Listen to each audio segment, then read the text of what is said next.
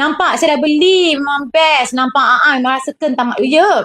Kalau siapa yang tengah orang kata nak menjaga pemakanan tu, ambil ni. Kenapa? Minum pagi, okay, ataupun malam lah. Kata malam, you memang tidur lena, of course. Tapi kalau you minum pagi kakak, yang mana tak suka minum kopi tu, minum ni pagi-pagi. Jangan terkejut kenapa tiba-tiba you jimat banyak duit. Kenapa? You tak ada rasa nak melantak kakak. So pagi-pagi you rasa you pegang pagi-pagi kan, goreng pisang lah, kan, dengan kau punya nasi lemak, belum canai, teh tarik, teh manis. You ambil bahasa ni kakak. You rasa jimat duit. You tak ada rasa nak melantak cakap tu seorang. Nampak? Saya kalau baca saya terliur tau. Kenapa? Sebab sedap. Yes, kalau tengah puasa sangat bagus ambil. Kalau tengah puasa sangat bagus ambil. Jadi nak bayar sayang-sayang, ambil terus kakak-kakak.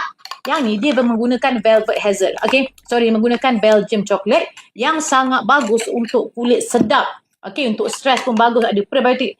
Probiotik dia ada juga apa? Stevia. Ya Allah, bismillah. Satu hari nak minum 2 secik pun tak masalah.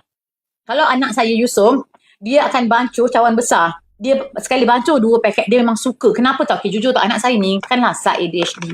So, dia memang suka makan makanan manis, terutama coklat. So, apa saya buat? Saya bagi yang ni. Sebab ini kakak, walaupun coklat dia memang coklat Belgium. Yang kedua, dia tak ada gula putih. Dia menggunakan stevia dan dia menggunakan susu oat. So, dia sangat bagus untuk kita punya perut, kan? Penghadaman kita, dia bagus untuk minda. Okay, bismillahirrahmanirrahim. Bancuh dia, okay, mesti 150 ml air. Okay? Sedap gila. Kakak sedap kakak. Kakak sedap. Nampak sedap pun nak marah. Sebab sedap.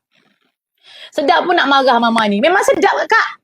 Ni bukan sedap tipu-tipu. Sedap betul-betul. Ini bukan sedap tipu-tipu Ya Allah. Yang ni untuk dia ken. Kalau ambil kakak rasakan tamanya. Kulit. Tengok kulit jadi makin cantik. Makin glow. Yang mana ada eczema. Kulit berjerawat. Ada nak. Ambil terus combo 2. Velvet Hazel. Kita nak buka poster dia sekejap. Okay, sedap gila lah.